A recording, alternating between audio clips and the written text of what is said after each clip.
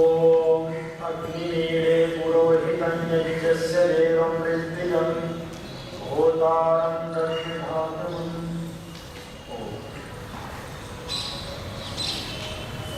आदरणीय सन्यासीगण, आचार्यगण, छात्रगण, ब्रह्मप्रेमी सज्जनों, मातृशक्ति, वैदिक जीवन विज्ञान ये हमारी चर्चा कई दिनों से चल रही है।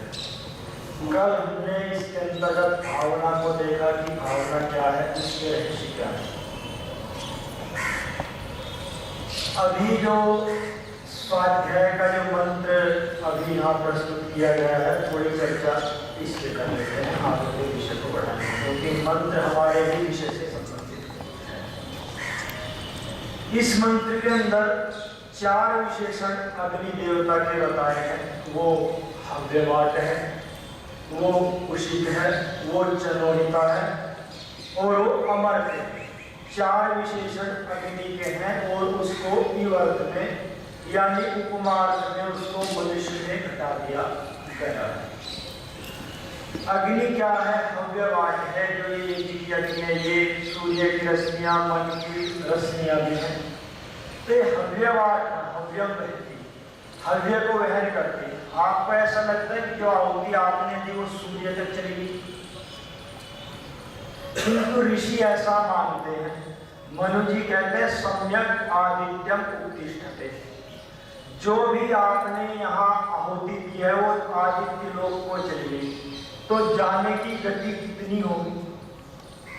क्योंकि सूर्य के केंद्र में यहाँ से किसी चीज को भेजना है तो कितनी गति से चलना पड़ेगा। वैज्ञानिकों के अनुसार भी 1,86,000 जो मील प्रति सेकंड के हिसाब से कोई चीज चलती है, तब वहां तक 8 मिनट में पहुंचती है, वहां यहाँ से आती है। तो इसकी गति उससे भी होनी चाहिए। तो यहाँ से आदित्य लोक में गई, वहां इसको पति फिर विद्युत और फिर वर्षा के रूप में ये वही रश्मियां चंद्रमा के ऊपर आती हैं, वही औषधियों में रस पैदा करती हैं, जो भी यहाँ से देते हैं अधिकतर उससे संबंधित है। तो अग्नि क्या है? हव्यवाट है। जो भी आहुतियां हैं, जो भी हमारा हव्य है, जो भी हमारी भावनाएं हैं, उनको दूसरों तक प्राप्त कराने वाली। ये तो स्थूल उदाहरण हुआ। हव्य क्या है? आध्यात्मिक अर्थ में हव्य है हूयते आह्वयति, अर्थात जो हमारी एक भावना है, जो मन की रश्मियां हैं। कभी आपने ऐसा जीवन में सोचा, आपको कोई याद कर रहा है, ऐसा आपको कभी महसूस हुआ होगा? व्यक्ति को होता है, और जब आपने बात की तो बात ठीक निकलती है। तो वो जो हव्यवाट है, जो हमारी भावनाओं को ले जाने वाले, वो भी एक अंदर अग्नि है। दूसरे अमर्त्य है, कभी नहीं। आपको लगता है कि अग्नि जो अभी यज्ञ किया था, अभी अग्नि बुझ गई थी, समाप्त हो गई, ये कभी समाप्त नहीं होती। दुनिया में कोई भी पदार्थ वेद के अनुसार समाप्त नहीं होता। केवलम अधिदेर दक्षो अजायत दक्षात अदिति। अदिति कहते हैं मूल ऊर्जा को, उससे दक्ष पदार्थ बनता है, पदार्थ से पुनः ऊर्जा बन जाती है। ये वेद का मूलभूत सिद्धांत है। तीसरा उषित, ये कामायमान है, ये कामना करता है अग्नि कि कोई मुझे कुछ दे। चौथा है चनोहिता है, ये सबको मनुष्यों को धारण करने के योग्य है। अर्थात जो जिसके पास अग्नि नहीं है, जठराग्नि यदि शरीर में नहीं है, तो वो भोजन को धारण नहीं कर पाएगा, व्यक्ति रोगी हो जाएगा। मन में यदि अग्नि नहीं है तो निराश हो जाएगा। ये निराशा, तनाव, नींद न आना, ये सब क्या है? मानसिक अग्नि कम हो गई है, उसको दिमाग को ऊर्जापूर्ण रूप से नहीं मिल पा रही है। ये अब हम जो मुख्य घटाना चाह रहे हैं, विद्वान में घटाया है। ये तो अग्नि अभी जिसकी हम चर्चा कर रहे थे वो हुई। तो 4 विशेषण विद्वान के जिन्होंने घटाए। तो जो ऐसे विद्वान हैं, ये क्या कह रहे हैं उसमें कि अविद्या या पारे विद्या, जो अविद्या से तो पार चले गए हैं, और इसमें दूत विशेषण है, और जो विद्या को प्राप्त कराने वाले हैं वो विद्वान है। यदि उनके पास जाएंगे, उनसे चर्चा करेंगे तो हमारी समस्याओं का समाधान होगा। इसलिए इसमें उनके पास जाना चाहिए, शिक्षा लेनी चाहिए, गुरुकुल लिए भी है, दूसरे के लिए भी है कि जो विषय को नहीं जानते तो उनके पास जाके ले, क्योंकि जो श्रेष्ठ बुद्धि से कर्मों को जानता है वही हमारी समस्याओं का समाधान कर सकता है। इसलिए कभी कोई समस्या आए तो ये कहना ये चाह रहे हैं कि हम कोर्ट में ना चले जाएं। होता क्या है, थोड़ी सी वार्ता हो गई, हम लोग भी कोर्ट में चले जाते हैं। अब जिस पे हमारी श्रद्धा ही नहीं है उस न्याय व्यवस्था पे लंबे काल तक चलेगी, हमारे समाज का पैसा है वो कहाँ जाता है, वकीलों को जाता है। वकील क्या करते हैं, झूठ बोलने के सिवा कुछ सिखाते नहीं। तो हम कहाँ जाए अपनी समस्याओं को लेकर? तो बता रहे ऐसे विद्वानों का चयन करें, यदि आपस में कोई समस्या है तो उनसे मार्गदर्शन करें, वो हमारी समस्या का समाधान करेंगे। जज क्या करेगा? क्या जज हमारी समस्याओं का समाधान कर सकता है? नहीं कर सकता। हमारी समस्याओं का समाधान करेंगे ऋषि, हमारी समस्याओं का समाधान करेगा सत्यार प्रकाश, हमारी समस्याओं का समाधान करेगा वेद।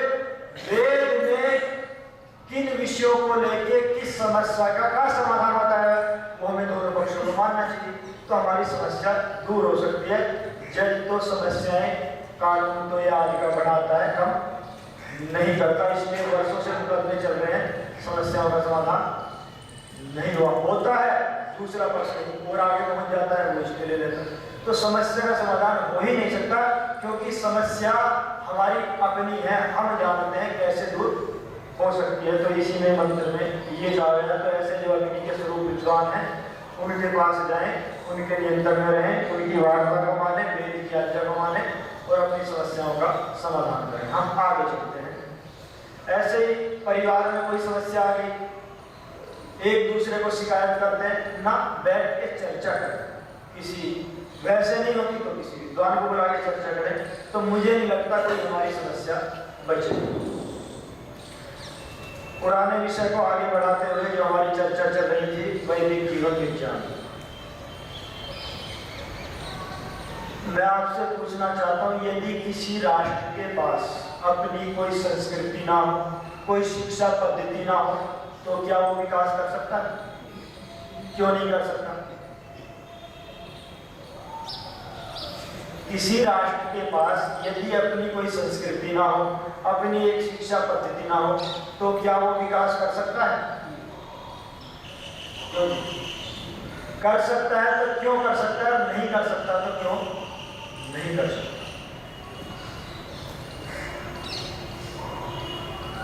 कर सकता है तो क्यों कर सकता है? आज कहते विकास विकास, बहुत अधिक वैज्ञानिकों ने विकास कर दिया, ऐसे सभी कह रहे हैं वैज्ञानिकों ने मोबाइल का विकास कर दिया, इनका कर दिया, सबका कर दिया। तो इसको विकास आज सरकार भी चाहती है कि विकास करें, विदेशी कंपनियां आए और नारा दे come and make in India, है ना, नारा दिया जा रहा है लाल किले से। तो क्या विकास क्या है? क्या वो कंपनी आएंगी यहाँ विकास कर देंगी? क्या इसी का नाम विकास है कि सड़कें अच्छी हैं, पानी है, 24 घंटे लाइट है? तो अमेरिका में कोई दुखी नहीं होना चाहिए, कोई आत्महत्या नहीं करनी चाहिए। क्यों नहीं? आप लोगों की जानकारी के लिए लगभग 2.5 लाख लोगों ने, अमेरिकी सैनिकों ने पिछले साल आत्महत्या की। कहते तकनीक सुरक्षा देती है, तो सबसे ज्यादा तकनीक तो उन्हीं के पास है, तो उन्होंने आत्महत्या कर ली। जिनके पास धन है, फिल्मों से जुड़े हैं, दूसरे क्षेत्रों से जुड़े, वो भी आत्महत्या कर रहे हैं। तो कहाँ विकास है? जिनके पास खूब पैसा है उनका ऐसा विकास है कि नींद की गोली खा के नींद नहीं आती, ये स्थिति है। और 50 रोबोट डॉक्टर को साथ में लेके चलते हैं, तो फिर वो कहाँ विकास हो गया? पेट का तो विकास हो गया है, उसमें 2-4 किलो मल लेके घूम रहे। ये वस्तुतः बिल्कुल ठीक है, 2-4 किलो मल पेट में भर के गंदगी लेके घूम रहे, इतना तो विकास दिखाई दे रहा है। क्या विकास हो गया? कभी ये अन्ना सागर था, लोग पानी पीते थे, अब देखो विकास क्या किया सरकार ने, जो अपनी सारी गंदगी इसमें डाल दी, तो ये विकास कर दिया। हमारी नदियां 50 साल पहले चले जाइए, 20 साल पहले यमुना का पानी ऐसे लेके पीते थे, क्या विकास हुआ? उसको गंदा नाला बना दिया, ये विकास है। हम लोग कैसे संगठित रहते थे, किसी के घर में गांव में कुछ कार्यक्रम होता तो गरीब की करने का विवाह वैसे हो जाता था, गांव का दूध इकट्ठा कर लिया जाता था, सारा होता था। आज विकास हो गया, कोई मरा पड़ा है, कोई देखने के लिए तैयारी नहीं, क्या हो गया, ये विकास हो गया। तो विकास है, तो क्या मोदी जी उस विकास के लिए बुला रहे हैं? तो ऐसा विकास तो नहीं चाहिए। कितना विकास हो गया कि बुद्धि का हमारी, कि एक मूर्ख व्यक्ति वहां टीवी के ऊपर बैठ के पेप्सी और कोका कोला का हल्ला मचाता है, कोई ऊपर से नीचे उतरता है, कोई गिरता है, कोई कूदता फांदता है, और 50-60 करोड़ मूर्ख व्यक्ति उसको मान के बिना सोचे समझे उसको पीते। मतलब इतना विकास बुद्धि का हो गया है कि वो डब्बा हमारा गुरु हो गया। कितना विकास हो गया है। 11 व्यक्ति एक वो कपड़े धोने की मोगरी को लेके वो क्रिकेट खेलते हैं, है ना, और 2 व्यक्ति खेलते हैं, 11 मूर्ख देखते रहते हैं कि किधर से क्या पड़ेगी और मैं कहां लगूं, और 50 करोड़ मूर्ख अपना समय लगा के उसको देखते रहते हैं, हल्ला मचाते हैं, किसी को हार्ट अटैक हो जाता है, कोई दुखी होता है। ये विकास हो गया हमारा। ये गुरुकुल में घुसा हुआ है लोग, ये रोग है, बीमारी। अब आप देखिए कोई भी महाशक्ति क्रिकेट नहीं खेलती है, क्यों? सैनिक भी वहां AK-47 लेकर क्रिकेट खेल रहा है। हमारा कितनी ऊर्जा और समय शक्ति व्यवहार, क्या ये हमारे आदर्श हो सकते हैं? पर बुद्धि का विकास हो गया, ये हमारे आदर्श। नाचने गाने वाले हमारे आदर्श गुरुकुल में घुसे हुए। तो ये नाचने गाने वाले क्या कभी किसी के आदर्श बन सकते हैं? ये रोड मॉडल आजकल एक नाम हो गया है, क्या किसी के बन सकते हैं? मूर्खों के तो बन सकते हैं, जिनकी भी बुद्धि का विकास मूर्खता में हो गया। हमारे नहीं बन सकते, हमारे तो ऋषि मुनि है, वेद। तो ये विकास हो गया। क्या ऐसा विकास चाहिए देश?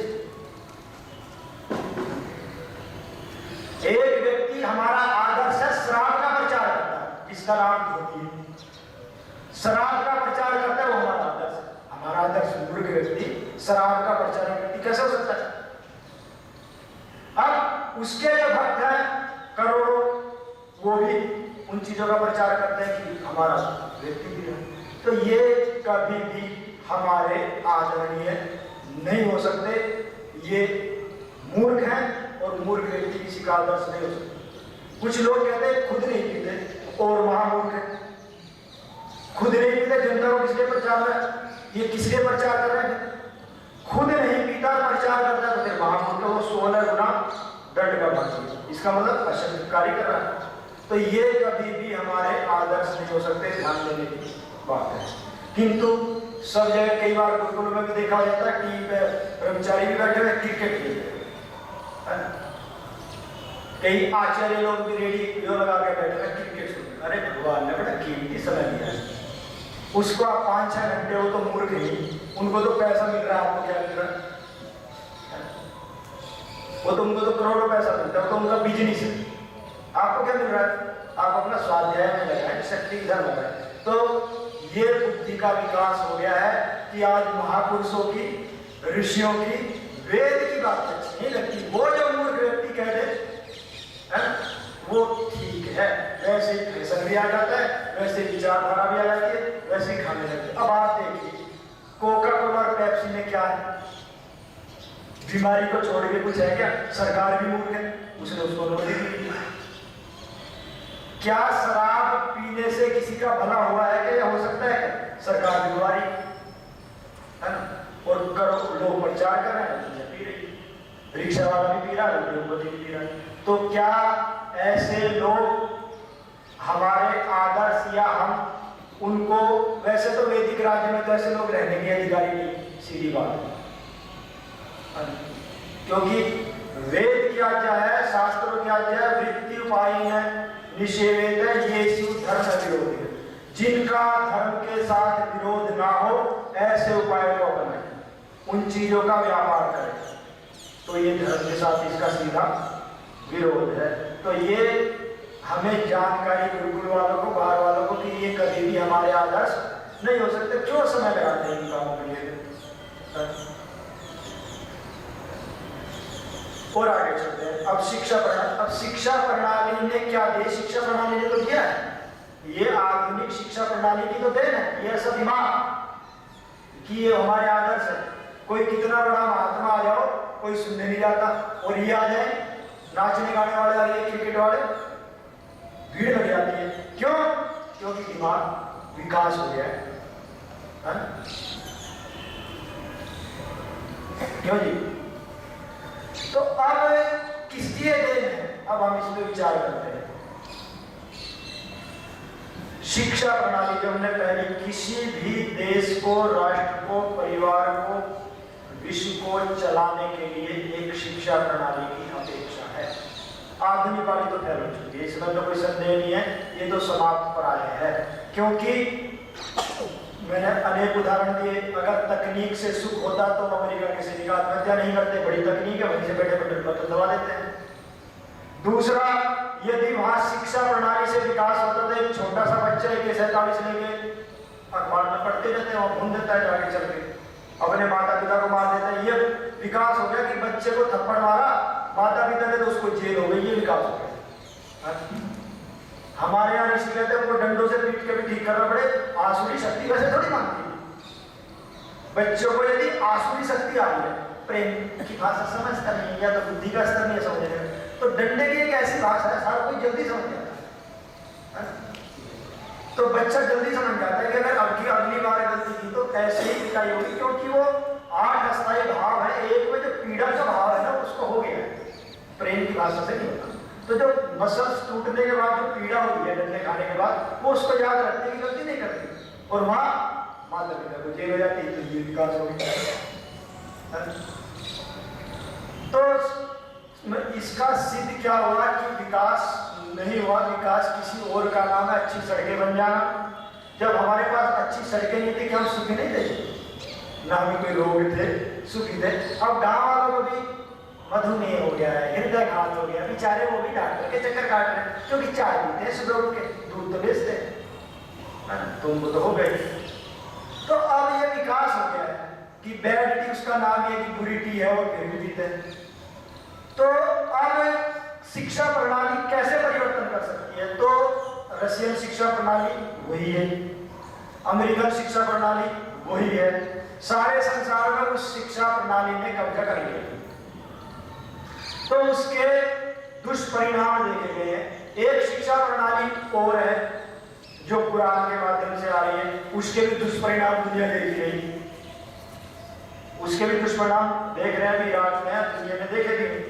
तो बचा कौन सा है? कौन सी शिक्षा प्रणाली सार्वत्रिक विकास कर सकती है? क्योंकि ईसाइयों की तो शिक्षा प्रणाली वो है, उनकी में कुछ पूरा विकास है ही नहीं, और उसके दुरुपयोग दुनिया ने देख लिए। तो दुनिया में सबसे पहली अपेक्षा सुख और शांति की है। आपके पास करोड़ों रुपया, आप तनाव में, क्रोधी हैं, चिल्ला रहे हैं, क्या करेंगे? आत्महत्या करके मरेंगे, दूसरे को मारेंगे, जेल में मरेंगे। तो क्या मिला उस पैसे से? क्या मिला बड़े बड़े मकान बनाने से? कि नींद नहीं आती है, बड़े मकान में भी डंडम के गद्दे लगा के भी 2-4 सेवक है तो भी क्या मिला? किसने आपको दिया? क्योंकि आपको जीना ही नहीं आता। और कोई संसार में ऐसी शिक्षा प्रणाली है ही नहीं जो व्यक्ति को जीना सिखा दे, कमाना जरूर सिखा देती। जीना जो सिखा दे व्यक्ति को कि वो क्यों है, किस लिए है, कैसे जिए। जीने का अर्थ है कि वो कैसे अपना बौद्धिक, मानसिक, शारीरिक, राष्ट्रीय, पारिवारिक विकास करे। यह है जीवन जीने का विज्ञान। ये केवल वैदिक शिक्षा पद्धति ही दुनिया में ला सकते, उससे पहले भी लाते। कैसे? अब तुलनात्मक अध्ययन करते हैं जो अंग्रेजी से या शिक्षा प्रणाली से प्रभावित हो, ध्यान से सुनिए। पहली कक्षा में, आज तो पहली कक्षा नहीं बची, हमें तो ये भी पता कौन कौन सी होगी, केजी, एलकेजी, जीबीजी, क्या होगी। मतलब बच्चा बेचारा खेलने की बात था, उसको बिस्तर बांध दिया कंधे पे, उसके बेचारे के बचपन में कंधे खराब हो जाते। तो कौन कौन सी आ गई? अब 6-7 साल तक उसको खेलना चाहिए था, चीजों को सीखना चाहिए था, माता पिता के साथ रहना चाहिए था, है ना? उसका विकास होता, वो विकास हो गया। वहाँ ऑटो में बैठ के लद के जाते हैं, उनका विकास हो रहा है, पशु की तरह लद के आते हैं। तो पहली कक्षा में क्या पढ़ाते हो? तो आजकल आप जानो, जब हम पढ़े थे क्या पढ़ाते हैं वो देख लो। पहले लिपि सिखाते हैं, है ना?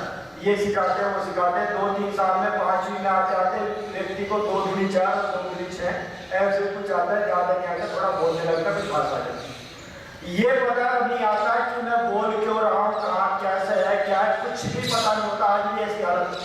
और हमारे यहाँ जब पहली कक्षा में पढ़ता है तो उसको क्या मिलता है वो भी सुनिए। हमारे यहाँ बच्चे का बच्चा क्या प्राप्त करता है, वो 10वीं का या आईटी जैसा वैज्ञानिक बन के भी प्राप्त नहीं करता, ये उसमें भारी बनी। वो क्या है, मैं बार बार कहता हूँ क्योंकि वो कई बार आ चुका है कि जो कर्म से हम आगे चलेंगे, वेदों तक पढ़ के क्या मिलेगा, वो इधर करके नहीं मिलेगा। यही वेद जीवन विज्ञान के अंतर्गत। क्यों जी, कोई बड़े बड़े वैज्ञानिक इस विषय को आज तक नहीं फायदा बता पाए कि भाई ये बताइए सब उत्पन्न कहां से हो, क्या ये विज्ञान का विषय नहीं? बचपन से वैसे सभी बोलते हैं, कुछ माताएं ज्यादा ही बोलती हैं, तो कितने शब्दों को अभी तक बोला होगा, पर ये शब्द कहां से पैदा हो रहे किसको पता है? और गुरुकुल में, हाँ तो देखो गुरुकुल में अगर ठीक से नहीं पढ़ाया जाएगा तो समस्या यहाँ भी ध्यान देने की बात है, क्योंकि महाकाश्वर निरुक्त और दर्शनों के बाद भी ये पता नहीं लगता कि शब्द कहां से आए, क्योंकि उस दृष्टि से नहीं पढ़ाया गया है, नहीं देखा गया है, वो अलग बात। पर ये पहले ही बच्चे को जब शिक्षा पढ़ाते हैं तो आत्मा बुद्ध्या समित्यर्थान मनोयुक्ते विवक्षः मन काया निवाहन्ति सप्रेरयति मारुतम् मारुतस्तुलसी चरण मंदन जनयति। आत्मा बुद्ध्या समित्यर्थान, शब्द कैसे पैदा होता है उसका विचार होता है। आत्मा बुद्ध्या समित्यर्थान, आत्मा बुद्धि से जुड़ी कुछ कहने की इच्छा, मन युक्ते विवक्षा, मन और बुद्धि का संबंध हुआ कुछ कहने की इच्छा। मन कायाग्नि मानती, उसके बाद जो मन एक द्रव्य शरीर में है वो कायाग्नि यानी नाभि के नीचे का जो केंद्र है ये कायाग्नि का केंद्र है। यहाँ से कायाग्नि प्रेरित हुई और उसने वायु को प्रेरित किया, कंठ से टकराई जीव जहां जहां, वैसे शब्द निकल गए। इतना भारी विज्ञान है जो आज दिन को भी निकल, आज भी निकल। तो पहली कक्षा में आप शब्दों के उच्चारण के वैज्ञानिक बन गए, ये लाभ है। और कितने दिन में? केवल 1 महीने में। 1 महीना नहीं लगता अगर ठीक से पढ़ाए। और वो बेचारा साल भर बसते ढोते रहा और बना गया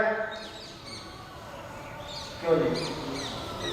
कुछ भी नहीं, उसको यही पता नहीं। और 1 साल में गुरुकुल में और क्या क्या सीखेगा? हवन कराना आ गया, आसन प्राणायाम आ गया तो रोज नहीं होगा। सुबह 4 बजे उठता है, वो 7-8 बजे उठता है और फिर मुझे भर लेते हैं वो से, है ना? ये स्थिति है।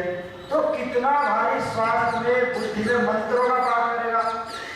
एक नया शोध आपकी जानकारी के लिए जर्मनी में हुआ है कि अगर बच्चों को पहले संस्कृत भाषा सिखा दी जाए तो उनकी स्मृति तीव्र हो जाती है और उनका मन भी शांत रहता है। ये जर्मनी का शोध है। तो आजकल लोग लगे हुए हैं कि पहले संस्कृत पढ़ाओ, श्लोक रटाओ, वेद मंत्र रटाओ। रानी के महल में भी ब्रिटेन के अंदर आजकल कई बार जब कार्यक्रम होते हैं तो वेद पाठ होता है, वो भी सहस्वर, वो भी वीडियो हमारे पास से दिखा देंगे आप लोग, विश्वास ना हो तो वहां क्या होगा? तो इसको तो बेचारे को कुछ भी नहीं पता है 5 साल तक। ये बेचारा 1 महीने में ही, बेचारा नहीं कहेंगे बुद्धिमान, 1 महीने के अंदर ये एक विषय का विशेषज्ञ बन गया। और सुबह उठ के मुंह प्राणायाम करता है तो रोग ही नहीं आएगा, बुद्धि कैसे बढ़ेगी? आसन प्राणायाम करेगा, हवन करेगा और वो बेचारा पिज्जा बर्गर खाएगा, टोपी खाएगा। आधा तो रोगी माता पिता तो वैसे बोझ हो जाएगा समाज। वो व्यक्ति जो रोगी है, समाज राष्ट्र पर भी भार है क्योंकि आपकी स्थिति कमजोर होगी। ये पहली कक्षा से पता लगा। शब्द का उच्चारण कहाँ की गलती है, कैसे करना चाहिए। उनकी तो ऐसे जीव नहीं होती विदेश में भी तो आदमी तो, क्योंकि वो ठंड में कांपती रहती है इसलिए वैसे उच्चारण होता है। और आगे चले तो इसमें इसके बाद वो क्या करेगा? ये तो बेचारा अंग्रेजी में कैसे बताते हैं, हमें तो याद नहीं रहा। ए एप्पल करेगा तो वो, क्योंकि उससे स्मृति भी नहीं बढ़ती और कम होती है ना। और जब यहाँ आ यानी ओम का बोलेगा तो वैसे दिमाग तेज हो जाएगा, है ना। और यहाँ और कुछ बोलेगा तो वैसे ही हमारे तो शब्द ऐसे। पर आजकल वहां भी गै गधा पढ़ाते हैं, गै गौ नहीं पढ़ाते, गधा पढ़ाते हैं, तो बुद्धि वैसे हो जाती है, पढ़ जाती है। अब वैसे गऊ ऐसे भी तो पढ़ाना चाहिए, गधा पढ़ाना। क्योंकि बुद्धि जिन्होंने वो पुस्तकें बनाई उनकी बुद्धि कम्युनिस्ट वाली थी, तो वो कम्युनिस्ट बुद्धि मतलब वैसी होती है। और आगे चले, इसके बाद में वो व्याकरण पढ़ेगा, अष्टाध्यायी को याद करेगा। यहाँ से 4000 सूत्र, उनको जीवन में 4000 शब्द बड़े बड़े संस्कृत के तो वालों को तो याद है, अंग्रेजी वालों को मैं कहता हूँ कि कोई 200 एक्शंस धातु मुझे लगातार सुनाते नहीं याद है। अब जब स्मृति का काम ही नहीं देते, स्मृति कमजोर हो जाती है। अब ये पहले याद करेगा वृद्धि आदेश, पहले ही सूत्र। अब इसका क्या अर्थ है? वृद्धि आदेश, आपकी आदेश की वृद्धि हो जाएगी। वो आ क्या है? जो ओम का उच्चारण करेगा। ई क्यों है? ई की स्मरण जो उसको बार बार आवर्ती करेगा। और ओ जो ऐसा करता रहेगा उसकी वृद्धि हो जाएगी, है ना। तो आदेश वृद्धि समझा है, अर्थ तो दूसरा है पर वृद्धि है, तो ये यहीं से इसकी वृद्धि प्रारंभ हो जाएगी। कैसे? बुद्धि में, स्मृति में, बल में, यहाँ से वृद्धि प्रारंभ हो जाएगी। और 3980 सूत्र रखते रखते स्मृति का जो केंद्र सुप्त था वो जागृत हो जाएगा। तो आगे की बड़ी जल्दी आ जाएगी। और वो बेचारा आजीवन भी 100 धातुएं उसको ये लगातार याद नहीं होती। हमने तो संधि भी याद कर रखी है, arrive, ask, advice, allow, answer, aware, bat, back, drink, work, bite, leave, goat, forward, ऐसी 500 धातुएं उनकी भी याद कर रखी है। कोई मिल जाते हैं उनको ठीक करने के लिए, कई बार मिल जाते हैं। संस्कृत वालों को तो क्या है, कुछ नहीं आता, अंग्रेजी तो आ ही नहीं सकती, मगर आपसे ज्यादा तो हम जानते। सुनाओ 100 धातुएं अंग्रेजी की लगातार, है ना। तो हमने तो वो याद की, उनका भी याद करना पड़ता है उनको ठीक करने के लिए। और आगे चले, फिर ये पढ़ेगा प्रथमा वृत्ति। इसका क्या अर्थ है? प्रथमा आवृत्ति, पहली बार आवृत्ति करेगा जो चीज आपने पढ़ी थी, उसमें क्या मिलेगा? उसमें जितने भी शब्द संस्कृत के हैं इसका क्यों है ये पता लगेगा। बेचारे को जीवन भर माता, what is the meaning of father, father भी बोलते, फादर, फादर, फावा, पावर को फावा बोलते हैं, उच्चारण भी और भ्रष्ट होता जा रहा है, रेप खा गए। तो अब what is the meaning of father, वो बेचारा देखता है कि इसका तात्पर्य क्या है। इसका तात्पर्य है कि अंग्रेजी भाषा वैज्ञानिक की भाषा नहीं है। फादर को फादर क्यों कहते हैं? आप कहते हैं हमने अंग्रेजी से विज्ञान निकाले, हम पूछते फादर को फादर क्यों कहते हैं? आपको शब्द का तो विज्ञान होता नहीं। वो कहते फादर इज फादर, इसका क्या तात्पर्य हो? हम पूछते what is the meaning of daughter, कह डॉटर इज डॉटर। हम पूछते what is the difference between sea and ocean, कह रहे सी ओशियन, ओशियन। तो what is the meaning of sea. मैं कहता हूं, हम तो कहेंगे देयर इज सी। वहां सामने में तो अंदर सागर में हम तो अपने पानी जो भरा हुआ बाल्टी में उसको भी सी कहेंगे, आप बोलते हैं। हम तो नदी को भी सी कहेंगे, तालाब को भी, हरियाणा के पोखर को भी सी कहेंगे। आप हमें रोको, आपका आधार क्या रोकने का? इसलिए नहीं कह सकते। और आप हमारे समुद्र को तालाब बता के दिखाओ, हमारे पास रोकने का तालाब। तो बेचारे को जीवन भर उसको यही पता नहीं, देखता रहता पश्चात, जैसे पशु देखता रहता है, ये पूरे जीवन देखता ही रहता है, विचारता नहीं, क्योंकि विचार की बुद्धि है। और इसको क्या मिलेगा? ओहो, माता पिता, पिता पाति रक्षति जानाति इति पिता, पाता वा पालिता वा जनिता वा, जो पालन करने वाला है, जो रक्षा करने वाला है, जो उत्पन्न करने वाला है। 3 प्रकार के पिता है। माता निर्माता भवति निर्मित्यस्मि भूतानि की हो, तो ये सारे अर्थों को जानता है, तो उसके अनुसार जीता है। अब हमारे यहाँ क्या है, डॉटर से इसी से बिगड़ के बना है, चुराए यहीं से है, पर उच्चारण खराब करते करते वहां तक पहुंच गए।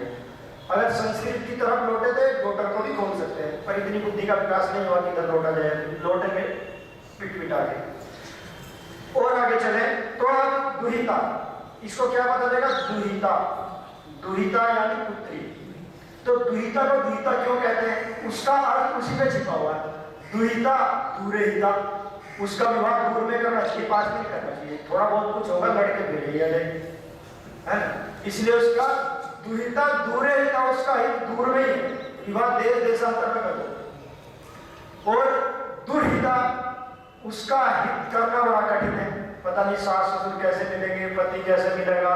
तो और दुर्धेवा आजीवन माता पिता से कुछ न कुछ ले जाती रहती है, इसलिए उसका नाम दुर्हिता है।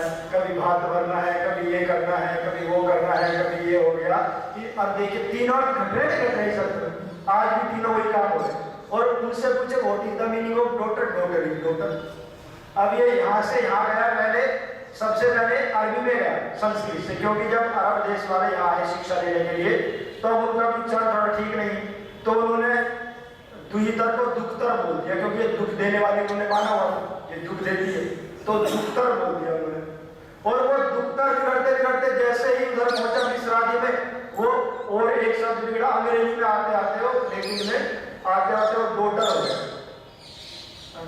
तो ये इसको जानकारी होगी, जो उसको आज नहीं होती है, कितना भी बड़ा साइंटिस्ट हो उसको पता नहीं लगता कि मैं साइंटिस्ट क्यों। और आगे चले, जब इसने पूरे शब्द समुदाय को जान लिया, अब निरुक्त, तीसरा ग्रंथ जो पढ़ेगा वो निरुक्त पढ़ेगा। और वो बेचारा अभी तो पहाड़े रखता रहेगा, ये करता रहेगा, बस्ते ढोते रहेगा, और थोड़ा बहुत विज्ञान का तो उसको कह के भी आता नहीं है, 10वीं के बाद थोड़ा बहुत आता है। और ये कितने साल में हो गया? 3 से 4 साल में, यानी जब तक वो बस्ते ही ढोरा, एक विषय का विद्वान बन गया। वो किसी विषय का विद्वान नहीं बनता, एक विषय का वो व्याकरण, 2 विषय का व्याकरण और शिक्षा का 4 साल में वो विद्वान बन गया, जो ये कह के भी नहीं जानता विषय नहीं पता कितने कह के छोड़। और आगे चलो, कहीं आप लोगों का ऐसा लगे कि ये बहुत महान है, ये पढ़ लिया, आविष्कार कर दिया, इनको भी बताएंगे आविष्कार किया, तो हमारा कर्म से चल रहा है। अब जब ये निरुक्त में पहुंचा तो जो पदार्थों का जो तत्व ज्ञान था, अर्थात अग्नि मीड़े पुरोहितम, अग्नि एक शब्द था, वो यज्ञ की अग्नि हो सकता है, किसी रूप में हो सकता है। व्याकरण से इसको पता लगा, अंगे नलोपश्च की अग्नि भवति, अर्थात अंगति गच्छति जानाति थी अग्नि, महर्षि दयानंद ने व्यवस्थित किया। इसके बाद अग्नि अग्नि अग्नि भवति, अग्रम यज्ञेषु नियते, अंगम नयति संध्यानाम न करो प्रभवति, त्रिव्याघाते जायते विशाखमुनि। ऐसे इसको 5 विज्ञान पता लगे शब्दों के। जैसे ये थोड़ा कठिन है, मैं सरल बता देता हूँ। समुद्र शब्द को ले लेते हैं, समुद्र और तालाब में क्या अंतर है, समुद्र और नदी में क्या अंतर है, मेरे जो आप बता सकते हैं। हम तो हमारी, जैसे मैंने कहा कि हमारी इच्छा होगी, हम तो हर चीज को सीखेंगे, आप हमें रोक, जहां जहां पानी है सारा सीख, आपके पास कोई रोकने का आधार नहीं, हमारे पास जहां 5 घटना हो रही है उसका नाम समुद्र है। जहां 5 घटना क्रिया हो रही है उसका नाम समुद्र। व्याकरण से पता लगा, सम उन्नति समुद्र, जो अच्छी प्रकार गीला कर देता है, तो गीला तो तालाब भी कर देता है, बाथरूम भी कर देता है, नदी भी कर देती है। तो अंतर विशेष क्या है? तो उन्होंने बताया सम भी दरवंती एन माफा, जिसकी ओर सारे जल दौड़ रहे हैं, तो तालाब की ओर सारे जल नहीं दौड़ रहे, नदी की ओर नहीं दौड़ रहे, घर के ओर नहीं दौड़ रहे, तो जिसकी ओर दौड़ रहे हैं उसका नाम समुद्र। पहली घटना, सम भी दरवंती अस्मात् आप, जो नीचे वाला समुद्र है उससे नीचे से जल ऊपर उठ रहे हैं, और ऊपर वाले से नीचे आ रहे वर्षा के रूप में। सब मोदन्ते अस्मिन् भूतानि, सारे जो समुद्र में रहने वाले प्राणी, हमारा भी समुद्र को देख के मन खुश होता है, नहीं होता है, तो उसको देख के आनंदित होते, जो उसमें रहते हैं देखते भी। अब ये मेंढक है बेचारा कुएं का, है ना, इधर थोड़ा सा चला, इधर टक्कर लगी, इधर चला, इधर लगी, और समुद्र का मेंढक है तो अमेरिका तक यात्रा कर सकता है, तो इसलिए वो बहुत खुश रहते हैं। यहाँ की मछली अन्ना सागर से बाहर निकलती मर जाएगी, और समुद्र की मछली उसकी इच्छा होगी कि अमेरिका घूम के आया, चलो वहां चलो, फिर उसकी इच्छा होगी वहां चलो, कहीं भी घूम के आ सकती है। तो सब मोदन्ते अस्मिन् भूतानि, और ऊपर वाला जो समुद्र अंतरिक्ष जो है उसमें अपना जो भी ऊपर उड़ने वाले हैं, एक आध बार दिन में जरूर उड़ते हैं, उड़ते का धर्म है, पक्षी जो है, तो उसमें खुश रहते हैं। समुद्र को भवती थी, अब अन्ना सागर को मैं यहाँ से देख रहा हूँ, बाद में पर्वत दिख रहा है, समुद्र को देखूंगा तो समुद्र ही समुद्र दिखेगा, जहां तक सीमा, उसकी कोई सीमा आंखों की दृष्टि में नहीं है, अनंत है। और संपुनति दीवा, और जो भी उसमें गिरता है इस प्रकार गीला कर देता। पानी का जहाज न सागर में लाके छोड़ दिया तो डूबेगा नहीं, और समुद्र में छोड़ दिया तो पूरा का पूरा। ये मैं मॉरिशस में खुद देख के आया हूँ, वैसे मृत्यु प्रमाण पत्र पे हस्ताक्षर करने के बाद, क्योंकि जो सबमरीन होती है, जो पनडुब्बी होती है, उसमें बैठ के नीचे गए तो उसमें पहले, क्योंकि दुर्घटना सेना वाली में हो जाती है, तो ये तो कंपनी की है, तो उसमें वहां उन्होंने दिखाया कि 2 पानी के जहाज 1947 जो 45 का युद्ध हुआ था, जहां माने तोड़े हुए थे अंग्रेजों के, वो समुद्र के नीचे पूरे डूबे हुए, तो पूरा ही डुबा लेता है। अंग्रेजी वाले ये नहीं बता सकते, हमारी इच्छा होगी तो इसको भी सीखेंगे कि क्यों हम हटा सकते हैं, क्योंकि 5 घटना ना नदी में हो रही है ना तालाब में हो रही है, इसलिए इसको समुद्र नहीं कह सकते। और आगे चले, इसके बाद में बहुत सी जानकारी हो जाती है, हम ज्यादा चर्चा नहीं करेंगे। मंत्रों का जानकारी हो जाती है कि देवता कहाँ रहते हैं, जैसे ये अग्नि, इसका स्वरूप क्या है, वो जीवन भर फायर फायर कहते मर जाएगा, ये पक्की बात है। अंग्रेजी वाला वैज्ञानिक फायर कहते कहते मर जाता है, और अग्नि को फायर के नाम से जानते हैं। अग्नि के 100 यानी 100 प्रकार की अग्नि, वेद में 100 प्रकार की अग्नि है, जिसमें 8-10 प्रकार की निधि से पता लग जाती है, बाकी तो ब्राह्मण चलती है। तो ये अग्नि कहाँ है, कहाँ रहती है, क्या करती है, शरीर में कहाँ है। अब ये आपके शरीर में है, जठराग्नि ना हो तो घुटनी ना बचे, पर ये शरीर में किस रूप में है कोई वैज्ञानिक बता नहीं सकता। जठराग्नि उसको पता ही नहीं लगा तक जठराग्नि भी कोई चीज है, उसको तो वायु तत्व नहीं पता कि वायु भी कोई चीज है शरीर में रहती है, क्योंकि वो मशीन MRI ने उसकी प्राण शक्ति को पकड़ ही नहीं पाती। MRI उसको पता नहीं, बेचारा एक व्यक्ति तो वायु के रोग से तड़प रहा है, उसकी मशीन बता रही कि आप स्वस्थ हो, क्योंकि उसकी मशीन की सीमा ही है, उस सूक्ष्म देवता को पकड़। तो इससे आपके अग्नि के अनेक स्वरूप का ज्ञान होगा, और यज्ञ का ज्ञान भी आपको कुछ रूप से होगा, वैसे तो आगे पूरा होगा कि ये यज्ञ के रूप में कैसे करती है। अगर आपको बल लेना है तो इसके स्वरूप को जानना पड़ेगा कि किस किस पदार्थ में अग्नि है, ताकि आप उसकी आहुति दें और प्राणायाम करें, तो आपको वो लाभ होगा जो जीवन में उसको नहीं होता। और आगे चलते हैं, इसके बाद वो पढ़ेगा कल्प शास्त्र। कल्प शास्त्र, इसका 4 विभाग, पहला है श्रोसूत्र, धर्मसूत्र, गृहसूत्र और सूर्यसूत्र, इसके 4 विभाग हैं।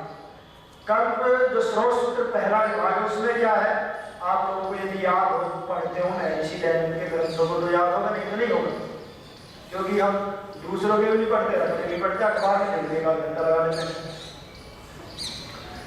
तो इसमें क्या है कि जब व्यक्ति यज्ञ के रूप में देखता है, जो 24 प्रकार के यज्ञ हैं उसमें वर्णन है। ऋषि दयानंद ने लिखा है, अग्निहोत्र से लेकर अश्वमेध पर्यंत जो शिल्प व्यवहार और पदार्थ विज्ञान है, जो जगत के उपकार के लिए किया जाता है, उसको यज्ञ कहते हैं। क्यों जी, ये अग्निहोत्र से लेकर अश्वमेध पर्यंत कौन से यज्ञ हैं बताओ, है? कौन से यज्ञ हैं? भाई महर्षि दयानंद जी के बारे में तो सुना होगा ना सबने, रचनावाद, वो आर्योपदेश रतनमाला भी पढ़ी होगी। तो आर्योपदेश रतनमाला में जो 100 परिभाषाएं उसने ये भी है कि अग्निहोत्र से लेकर जो अश्वमेध पर्यंत शिल्प व्यवहार और पदार्थ विज्ञान है, जो जगत के उपकार के लिए किया जाता है, उसको यज्ञ कहते हैं। तो वो कौन से हैं? अग्निहोत्र से लेकर, अग्निहोत्र को तो आप जानते हैं, उसके बाद कौन से हैं?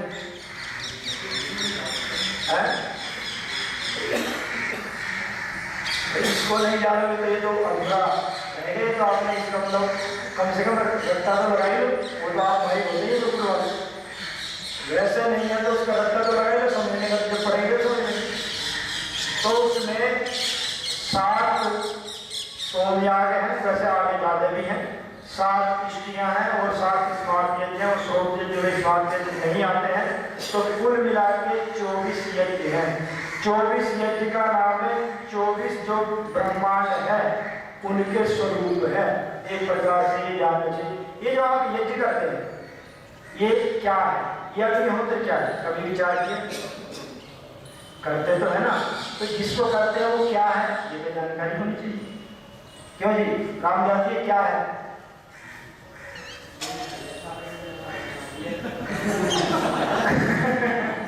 वो तो ठीक है, जो यथा पिंडे तथा ब्रह्मांड में ये यज्ञ कुंड का आकार क्या है, चलो आगे बता दो। और ये संविधाएं क्या है, सामग्री क्या है, आहुतियां अग्नि और सोम की क्या है, ये ऐसा नहीं है।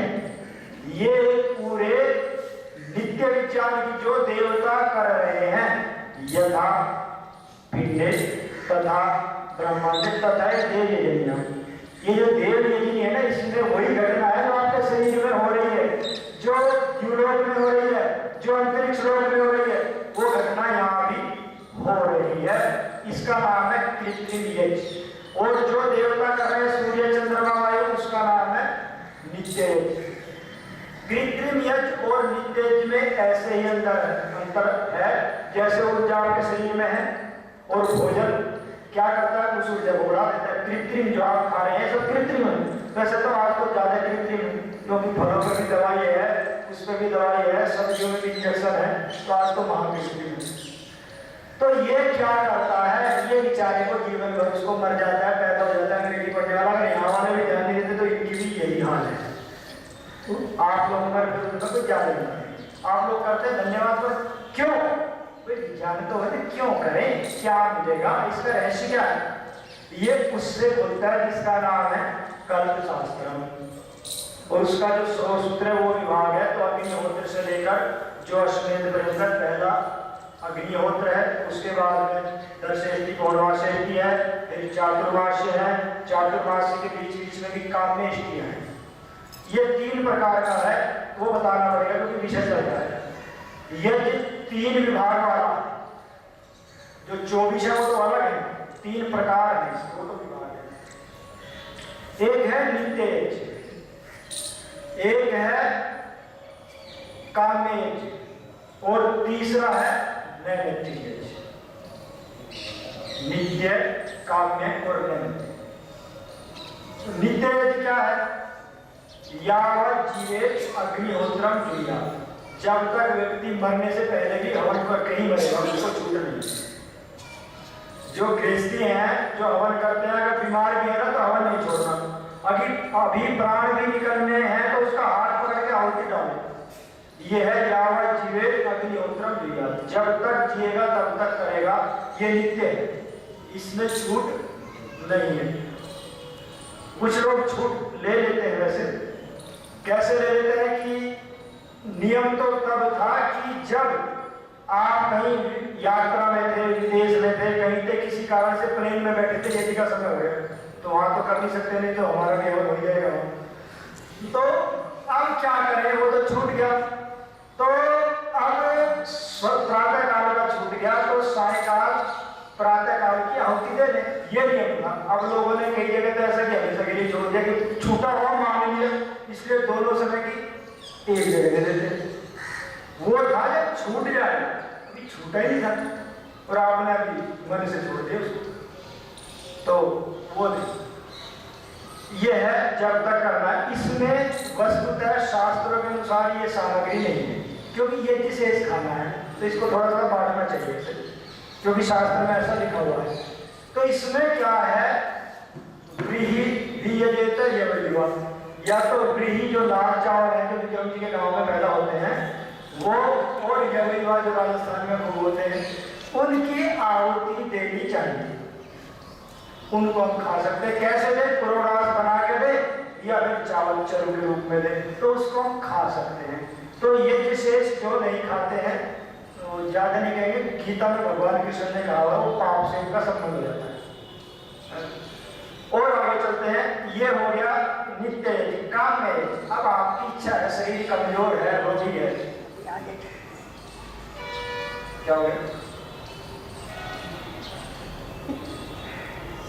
समय हो गया क्या? अच्छा, समय का भी ध्यान रखना चाहिए। धन्यवाद जिन्होंने दिलाया, क्योंकि कभी कभी ऐसा लगता है कि ये विषय पूरा हो जाए तो ध्यान ही नहीं रहता, पर समय का ध्यान रखना चाहिए। समय हो गया तो आज इतना ही रखते हैं। तो ये नित्य यज्ञ, काम में आपकी कामनाएं कैसे पूर्ण कर सकता है वो कल चर्चा करेंगे, जो उसको आगे बेचारे को होती नहीं। ओम शांति।